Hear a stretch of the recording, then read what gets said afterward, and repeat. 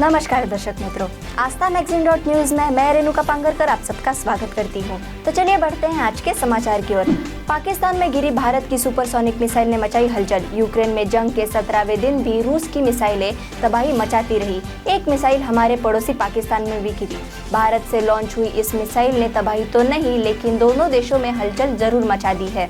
9 मार्च की शाम भारत के सिरसा से एक मिसाइल लॉन्च हुआ और 124 किलोमीटर दूर पाकिस्तान के मियां चन्नू इलाके में जाकर गिरा। भारत से पाकिस्तान पहुंचने में मिसाइल को सिर्फ 3 मिनट लगे। पाकिस्तानी सेना ने बताया कि इसमें कोई हथियार नहीं था, इसीलिए तबाही नहीं हुई। यूपी में जीत के बाद पीएम मोदी का मिशन गुजरात शुरू, मां का आशीर्वाद लिया। यूपी समेत 4 राज्यों में बड़ी जीत के अगले दिन पीएम मोदी गुजरात पहुंचे। देर शाम वे अपने घर गए और मां हीराबेन से मिले। इससे पहले उन्होंने अहमदाबाद एयरपोर्ट से प्रदेश बीजेपी कार्यालय कमलम तक करीब 10 किलोमीटर का रोड शो निकाला। कोरोना काल के बाद यह पहला मौका है जब मोदी गुजरात में सबसे बड़े सार्वजनिक कार्यक्रम में शामिल हुए। मोदी का मिशन गुजरात पंचायत महासम्मेलन में पीएम ने कहा, हमें सरपंच पति वाले सिस्टम की जरूरत नहीं। पंचायत महासम्मेलन में मोदी ने कहा, हमें एसपी यानी सरपंच पति वाला सिस्टम नहीं चाहिए, जो अपनी पत्नी के बदले सारा काम करता हो। रात करीब 9 बजे पीएम गांधीनगर में मां हीराबेन से मिले और उनके साथ भोजन भी किया। एलओसी के पास इंडियन आर्मी का हेलीकॉप्टर क्रैश, एक पायलट की मौत, दूसरा घायल। जम्मू कश्मीर के बांदीपोरा जिले में गुरज सेक्टर में शुक्रवार को इंडियन आर्मी का एक चीता हेलीकॉप्टर क्रैश हो गया। हादसे में हेलीकॉप्टर में सवार 2 पायलटों में से एक की मौत हो गई, जबकि दूसरा पायलट घायल है। घायल पायलट को इलाज के लिए अस्पताल ले जाया गया। ये हादसा गुरज सेक्टर के गुजरानाला के नजदीक बरौन इलाके में हुआ। बरौन इलाका लाइन ऑफ कंट्रोल के काफी करीब है। योगी यूपी के पहले सीएम जो 5 साल पूरे कर फिर सत्ता में आए। 5 राज्यों में चुनाव के नतीजे रिकॉर्ड तोड़ रहे हैं। यूपी हो, पंजाब, उत्तराखंड या गोवा, हर जगह इतने रिकॉर्ड बने हैं कि गिनते रह जाओ। 5 में से 4 राज्यों में बीजेपी को बड़ी जीत मिली। यूपी में योगी का बुलडोजर चला और विरोधियों की उम्मीदें कुचलता निकल गया। पंजाब में तो बड़े बड़े नाम आम आदमी पार्टी के गुमनाम प्रत्याशियों से हार गए। रेलवे के साथ करिए भगवान शिव की नगरी काशी की यात्रा। आईआरसीटीसी लेकर आया है शानदार पैकेज। आईआरसीटीसी 5 दिनों का एक बेहतरीन टूर पैकेज की पेशकश कर रहा है। दिव्य काशी यात्रा पैकेज में एसी प्रथम श्रेणी का किराया ₹29,950 प्रति व्यक्ति है और एसी द्वितीय श्रेणी का किराया ₹24,500 प्रति व्यक्ति है।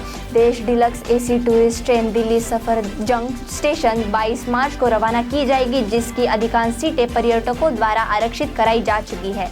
पर्यटकों की लगातार मांग को देखते हुए यह यात्रा 28 मार्च को पुनः रवाना की जाएगी, जिसकी बुकिंग भी प्रारंभ कर दी गई है। पेटीएम पेमेंट्स बैंक को झटका, आरबीआई ने नए ग्राहक जोड़ने पर लगाया रोक। देश के अग्रणी पेमेंट्स बैंकों में से एक पेटीएम पेमेंट्स बैंक लिमिटेड यानी पीपीबीएल को बड़ा झटका लगा है। दरअसल पेटीएम पेमेंट्स बैंक फिलहाल अपने प्लेटफॉर्म पर कोई नया ग्राहक नहीं जोड़ सकेगा। भारतीय रिजर्व बैंक यानी आरबीआई ने शुक्रवार को पीबीएल पर नए ग्राहक जोड़ने पर रोक लगा दी है। यूपी में बीजेपी की प्रचंड जीत के बाद सीएम योगी ने राज्यपाल को सौंपा इस्तीफा। यूपी के मुख्यमंत्री योगी आदित्यनाथ ने राज्य में प्रचंड जीत मिलने के बाद राज्यपाल आनंदीबेन पटेल को अपना इस्तीफा सौंप दिया है। इससे पहले उन्होंने अपने आवास पर कैबिनेट की मीटिंग भी बुलाई, जिसमें डिप्टी सीएम केशव प्रसाद मौर्य और दिनेश शर्मा के अलावा ब्रजेश पाठक, अनिल राजभर समेत कई मंत्रियों ने हिस्सा लिया। तेज गेंदबाज एस श्रीशांत क्रिकेट से रिटायर लंबे समय बाद इस बार रणजी ट्रॉफी में खेले थे। अपने करियर के दौरान विवादों में घिरे रहे तेज गेंदबाज एस श्रीशांत ने बुधवार को क्रिकेट के सभी फॉर्मेट से रिटायरमेंट की घोषणा कर दी है। उन्होंने ट्विटर पर इसकी घोषणा की। श्रीशांत मैच फिक्सिंग के आरोपों में जांच के कारण लंबे समय तक क्रिकेट से दूर रहे थे। उन्होंने इस सीजन में केरला के लिए रणजी ट्रॉफी से पिच पर वापसी की थी। एलआईसी के आईपीओ को सेबी से मिली मंजूरी। एलआईसी को सेबी से आईपीओ के लिए मंजूरी मिल गई है। सरकार एलआईसी में अपने 5% हिस्सेदारी बेचेगी।